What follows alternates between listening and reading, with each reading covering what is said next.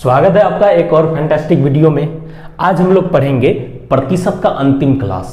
प्रतिशत से रिलेटेड जितने भी तरह का सवाल हो सकता था इससे पहले हम लोग पढ़ चुके हैं। प्लेलिस्ट बना हुआ है, आप जाकर देख सकते हैं। देखने के बाद आपसे परसेंटेज का एक भी सवाल नहीं छूटने वाला है, ठीक है। जाके देखो, फिर देखना कितना मजा आता है।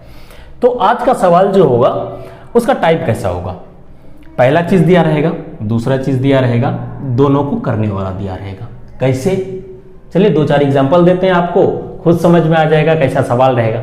ऐसा रहेगा कि किसी परीक्षा में 45% विद्यार्थी हिंदी में, 50% विद्यार्थी गणित में फेल हो जाता है और 30% विद्यार्थी दोनों में फेल हो जाता है, ऐसा रहेगा। ऐसा हो सकता है कि किसी गांव का 45% आदमी मजदूर है, मतलब मजदूरी करता है, और 50% आदमी व्यापार करता है और 30% आदमी दोनों करता है, समझ रहे हैं। या फिर ऐसा हो सकता है, एक और सुनिए, कि किसी स्कूल में 45% विद्यार्थी क्रिकेट खेलता है, 75% विद्यार्थी फुटबॉल खेलता है और 30% विद्यार्थी दोनों खेलता है। समझ रहे कैसा रहेगा। हाँ, चलो एक और लेते हैं कि किसी ऑफिस में 75% जो स्टाफ है वो कॉफी पीता है, 80% स्टाफ चाय पीता है और 50% स्टाफ दोनों पीता है। समझ रहे, एक चीज दिया रहेगा, दूसरा चीज दिया रहेगा और दोनों करने वाला दिया रहेगा। समझ रहे हैं। चलिए, आई होप इतना बकने के बाद आपको समझ में आ गया होगा। तो चलिए देखते हैं ये सवाल कैसे बनाना है। एक परीक्षा में 36% विद्यार्थी हिंदी में तथा 47% विद्यार्थी अंग्रेजी में अनुत्तीर्ण रहा। अनुत्तीर्ण मतलब होता है फेल। यदि दोनों विषयों में 12% विद्यार्थी अनुत्तीर्ण रहे तो दोनों विषयों में उत्तीर्ण होने वाले प्रतिशत विद्यार्थी कितना। हमको क्या किया, 36% विद्यार्थी दे दिया है कि ये हिंदी में फेल हुआ है और 47% विद्यार्थी इंग्लिश में फेल हुआ है और 12% विद्यार्थी इन दोनों विषय में फेल हुआ है, हिंदी में और इंग्लिश में फेल होने वाले 12%, मतलब दोनों विषय में फेल होने वाले 12%। तो ऐसा सवाल जब दिया रहेगा तो हमारा क्या अप्रोच होना चाहिए, कैसे बनाएंगे, चलिए देखते हैं। जब भी ऐसा सवाल दिया रहेगा इसको क्या करना है ना, तीनों टर्म को सेम चीज में लाना है। जैसे अगर यहां फेल तो यहां भी फेल, यहां भी फेल। तो सवाल वाला ये आसान कर दिया कि ये भी फेल दे दिया है, ये भी फेल दे दिया, ये भी फेल दे दिया, मतलब बहुत आसान कर दिया। अगर यहां पास होता तो ये भी पास, ये भी पास, ये भी पास होना चाहिए, ठीक है। ऐसा नहीं पास फेल पास ऐसा करके सवाल नहीं बनेगा, ठीक है। तीनों को सेम कंडीशन में लाना है, पास पास पास या फिर फेल फेल फेल। इस सवाल में हमको फेल फेल फेल दिया है। तो ऐसे में हम क्या करेंगे कि ऐसा करेंगे, हिंदी में 36% फेल और दोनों में 12% फेल, तो केवल हिंदी में फेल कितना, तो क्या करेंगे 36 में से 12 को घटाएंगे तो 24%। जैसा हम कर रहे हैं हर सवाल में वैसा ही करना है आपको, ठीक है। इंग्लिश में 47% और दोनों में 12%, तो केवल इंग्लिश में कितना फेल, केवल इंग्लिश में फेल, तो 47 में से 12 घटाएंगे 35%। अब क्या करना है, जब केवल निकल जाए, केवल हिंदी में इतना प्रतिशत फेल, केवल इंग्लिश में इतना प्रतिशत फेल, ये कैसे निकला, इनमें से इसको घटा के ये निकलेगा, इनमें से इसको घटा के ये निकलेगा। जब ये निकल जाए तब क्या करना है, तीनों को जोड़ देना है, 24% प्लस 12% प्लस 35%, तो ये निकल जाएगा फेल कुल फेल। क्या निकल जाएगा, कुल फेल। तो कुल फेल हो गया, तीनों को जोड़ने पे 71%। तो पास कितना हो जाएगा मेरे भाई, तो 100 में से 71 को घटा दो 29%। हमको क्या पूछा कि उत्तीर्ण होने वाले प्रतिशत कितना, तो जब फेल हुआ 71% तो पास कितना होगा 29%। 100% विद्यार्थी होता है ना, टोटल 100% में से 71% अगर फेल हुआ तो 100 में से 71 को घटाएंगे तो मिलेगा हमको पास, ठीक है। अब इसी सवाल को हम पास पास पास लेके बनाए, देखिएगा आराम से बनेगा। यही सवाल को पास पास लेके बनाते हैं। अभी फेल फेल दिया हुआ तो सवाल वाला कर लिए, अपना मर्जी, पास पास पास लेके भी बनाओ, जबकि पास हमको दिया नहीं है, खुद निकालेंगे। देखो 36% विद्यार्थी हिंदी में फेल हुआ है, तो जब 36% विद्यार्थी हिंदी में फेल, 100% में से 36% हिंदी में फेल, तो पास कितना हुआ होगा? 64%। 64% हिंदी में पास हुआ होगा। उसी तरह से 47% विद्यार्थी इंग्लिश में फेल हुआ, तो पास कितना हुआ होगा? 53% विद्यार्थी। कहा कि 100% में से, मतलब 100% में से 47% अगर फेल हो गया तो पास कितना? 53% हुआ होगा। और कह रहा है कि दोनों में 12% विद्यार्थी फेल, दोनों में अगर 12% विद्यार्थी फेल है तो दोनों में पास कितना हुआ होगा? 88% विद्यार्थी। कहा कि 100% में से 12% फेल, तो 88% विद्यार्थी पास। यहां तक कर सकते हैं, कोई दिक्कत नहीं। अब देखिए यहां ऐसे करना है, पास पास पास हो गया तो केवल हिंदी में पास। क्या करना है? 64 में से 88 को घटाना है, तो 8 में से 4 गया 4, 8 में से 6 गया 2, तो -24%। फिर यहां केवल इंग्लिश में पास, तो 53 में से 88 को घटाना है, तो 8 में से 3 गया 5 और 8 में से 5 गया 3, तो -35%। जब आपका ये निकल जाए, पास पास पास तीनों को जोड़ दो, तो पास बराबर -24% प्लस 88 माइनस 35%। जब आप इसको सॉल्व कीजिएगा तो 29% आ जाएगा। वही हमको पास का परसेंटेज पूछ रहा था, उत्तीर्ण पूछ रहा था ना, तो आ जाएगा आपका। समझ में आया? चलिए अगला सवाल लेते हैं। चलिए ये सवाल देखते हैं। एक परीक्षा में 70% विद्यार्थी इंग्लिश में तथा 65% विद्यार्थी मैथ्स में पास होते हैं। देखो हमको इंग्लिश और मैथ्स में पास दे रखा है, तथा 27% विद्यार्थी दोनों विषय में फेल हो जाते हैं। लो दोनों वाला जो है ना उनको फेल दे रखा है।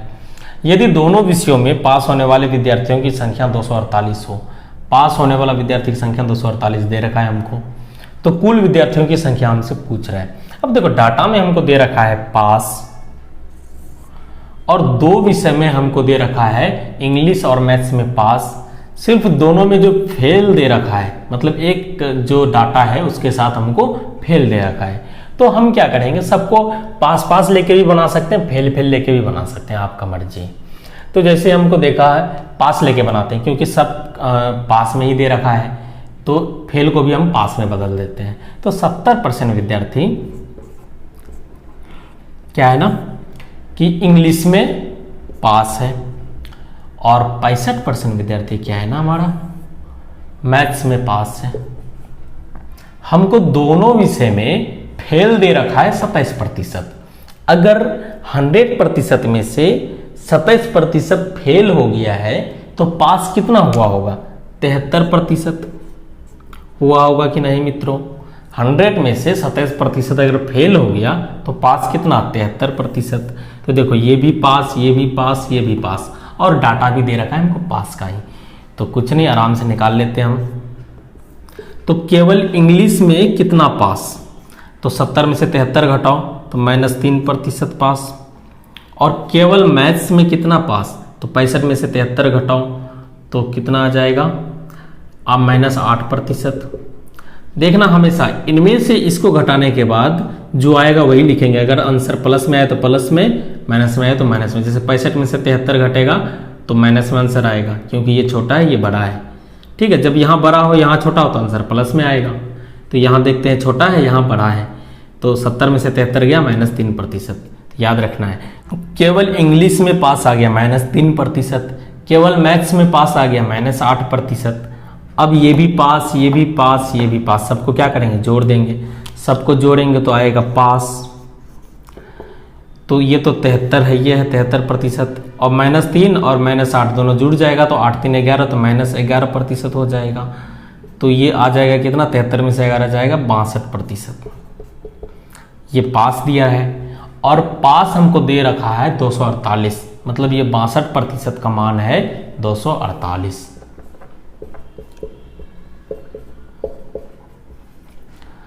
तो तो हमसे पूछ रहा है कुल विद्यार्थियों की संख्या, मतलब 100% कितना होगा।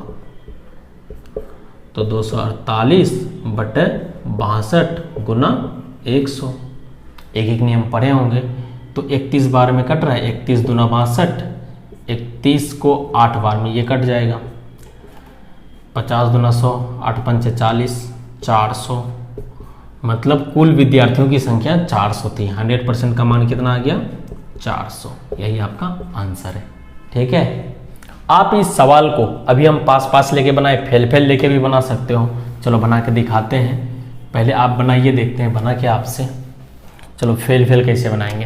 देखो 70% विद्यार्थी इंग्लिश में पास हुआ है, तो 30% विद्यार्थी इंग्लिश में फेल हुआ होगा। फेल लेके बना रहे हैं। 100 में से 70% अगर पास हुआ तो 30% फेल हुआ होगा।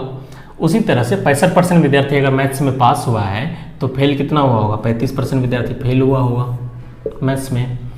और दोनों में फेल हमको दे रखा है 27%। तो सिर्फ इंग्लिश में फेल कितना बताओ जल्दी से आप। 30 में से 27 गया 3%। और केवल मैथ्स में कितना फेल बताओ, 35 में से 27 गया 8%। अब सबको जोड़ देंगे तो क्या निकलेगा, फेल फेल फेल। तो 3 + 27 30, और 30 और 8 38, तो फेल निकला मेरा 38%। तो बताओ पास कितना आएगा। तो 100 में से 38 को घटा दो, 62% पास आएगा। क्यों हम पास निकाले, क्योंकि हमको डाटा पास दे रखा था। पास होने वाले विद्यार्थियों की संख्या 248, 62% पास, तो यही 62% का मान है 248। तो 100% मतलब कुल विद्यार्थी 248/62 गुना 100 करोगे तो 400 आपका आंसर आ जाएगा। ठीक है, आ रहा है समझ में। चलिए ये सवाल देखते हैं। एक परीक्षा में 35% विद्यार्थी मैथ में तथा 42% विद्यार्थी रीजनिंग में अनुत्तीर्ण रहे, जबकि 15% विद्यार्थी दोनों विषयों में अनुत्तीर्ण रहे। देखो ये भी फेल दिया है, ये भी फेल दिया है, और दोनों वाला जो 15% दिया है वो भी फेल दिया है। यदि कुल परीक्षार्थियों की संख्या 2500 हो तो एक ही विषय में कितने विद्यार्थी उत्तीर्ण हुए। हमको फेल फेल का डाटा दे रखा है, हमको पास पूछ रहा है, और कुल डाटा हमको 2500 दिया है। तो जब पास पूछ रहा है तो हम पास पास लेके ही बनाते हैं। ठीक है, देखिए 35% विद्यार्थी अगर मैथ्स में फेल हुआ है तो 100 में से अगर 35% विद्यार्थी फेल हो गया तो पास कितना हुआ होगा, 65% विद्यार्थी मैथ्स में पास हुआ होगा। उसी तरह से 42% विद्यार्थी अगर रीजनिंग में फेल हुआ है तो पास कितना हुआ होगा, 58% विद्यार्थी रीजनिंग में पास हुआ होगा। समझ में आ रहा है ना। तो 100 में से अगर 42% फेल हो गया तो 58% पास ना हुआ होगा, और दोनों में 15% फेल हुआ है। तो अगर फेल हुआ 15% तो पास कितना हुआ होगा, 85%। इतना कर सकते हो, बहुत बढ़िया। तो केवल मैथ्स में पास निकालो, तो 65 में से 85 गया, कितना आएगा, -20%। केवल रीजनिंग में पास निकालो, 58 में से 85 गया, तो 15 में से 8 गया 7, 7 में से 5 गया 2, -27%। देखो केवल मैथ्स में 20% एक विषय में, और केवल रीजनिंग में 27%। हमको पूछा कि एक ही विषय में कितने प्रतिशत विद्यार्थी उत्तीर्ण हुए, तो एक विषय केवल मैथ में 20% और एक विषय केवल रीजनिंग में 27%, तो टोटल कितना प्रतिशत हो गया, 47%। मतलब 47% विद्यार्थी एक ही विषय में पास हुआ है। मतलब मैथ्स में 20% विद्यार्थी पास और रीजनिंग में 27% विद्यार्थी पास, तो टोटल 47% विद्यार्थी पास हुआ है एक विषय में। तो हमको पूछा कि कितना विद्यार्थी, संख्या में पूछ रहा है। हमको कुल विद्यार्थी दे रखा है 2500। 2500 क्या है, 100%, 100% हमको दे रखा है 2500। तो हमको निकालना कितना है, 47%। तो 2500/100 गुना 47, 0 0 कट गया। 25 गुना 47 करो, 25 7 175, हासिल 17, 2500 का 100, 117, 1175 विद्यार्थी क्या हुआ है, एक विषय में पास हुआ है। ठीक है, एक ही विषय में पास हुआ है। सिर्फ मैथ्स में 20% और सिर्फ रीजनिंग में 27%।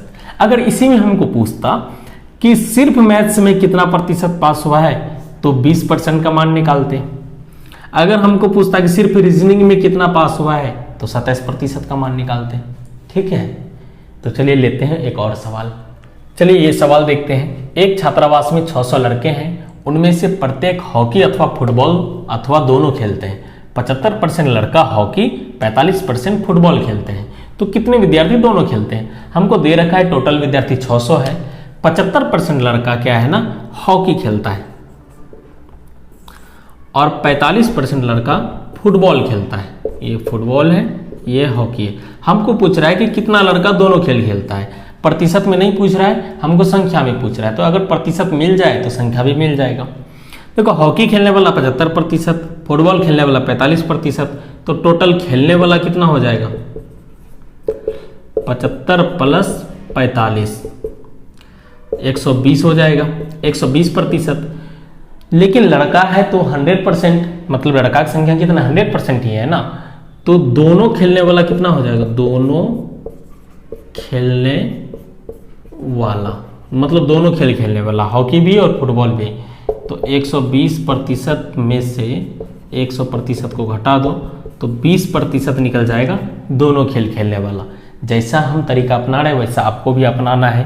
दोनों को जोड़ना है, उनमें से 100 को घटा देना है, तो क्या निकलेगा? दोनों खेल खेलने वाला। 20% लड़का दोनों खेल खेलता है। हमको दे रखा है 600 लड़का है टोटल, मतलब छात्रावास में 600 लड़का है, मतलब 100% का मान है 600। तो हमको निकालना है दोनों खेल खेलने वाला, मतलब 20% का मान। तो 600 बटे 100 गुना 20, 0 कट गया, 120 यही आंसर है। दोनों खेल खेलने वाला कितना लड़का है? 120 लड़का है।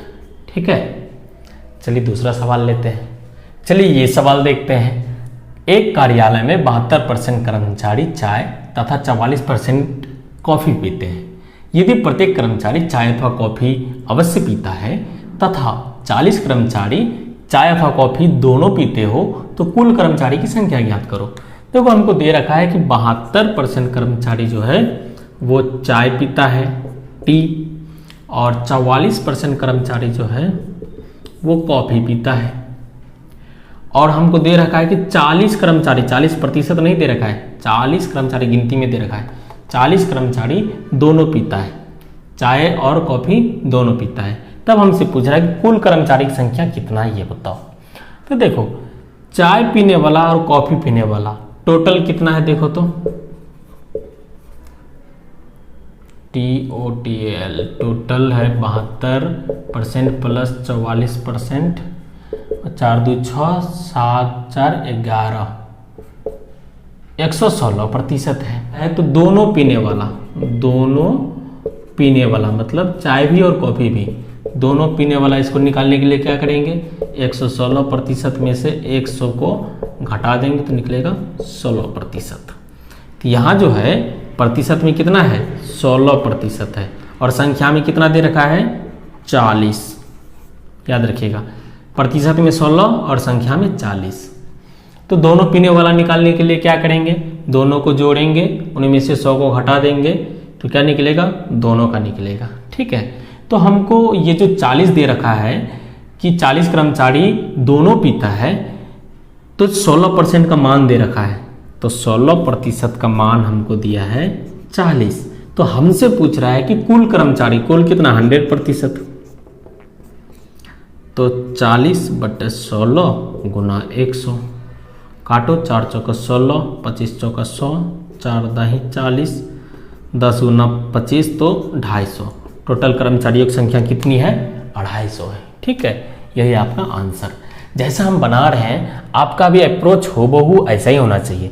इससे रिलेटेड सवाल जो हम 5 सवाल बताए हैं, इन 5 टाइप से बढ़ के आएगा ही नहीं, इन्हीं 5 में आएगा जो हम बताए हैं। इसका प्रैक्टिस बढ़िया से कर लीजिए और देख लीजिए कि किस सवाल को बनाने के लिए क्या अप्रोच अपनाते हैं। ऐसे सवाल में दोनों का निकालने के लिए क्या करेंगे? जोड़ के 100 घटा देंगे तो दोनों निकल जाएगा। बहुत सिंपल है। इससे पहले का भी सवाल में देखे थे। ठीक है, परसेंटेज खत्म हो गया। इसके बाद शुरू करेंगे सिंपल इंटरेस्ट। सिंपल इंटरेस्ट के बाद कंपाउंड इंटरेस्ट, फिर प्रॉफिट एंड लॉस, फिर शुरू करेंगे average, ratio, proportion, mixture, alligation, LCM, HCF, जितना भी मैथ्स का टॉपिक है सबको कवर करेंगे, स्पेशली बिहार एसएससी के लिए। सिंपल इंटरेस्ट इतना सिंपल है कि आप उसका हर एक सवाल को 2 से 4 सेकंड में आराम से बना सकते हैं। अगर आपको सिंपल इंटरेस्ट और कंपाउंड इंटरेस्ट आता है तो एग्जाम में आपका 2 से 3 नंबर एक तरह से ये बोनस के रूप में मिलेगा। उसका सवाल आपसे छूटने वाला ही नहीं है अगर वो पढ़ लिए तो। ठीक है, बहुत लिमिटेड कॉन्सेप्ट है और लिमिटेड सवाल है उससे। ठीक है, तो चलिए मिलते हैं अगले वीडियो में।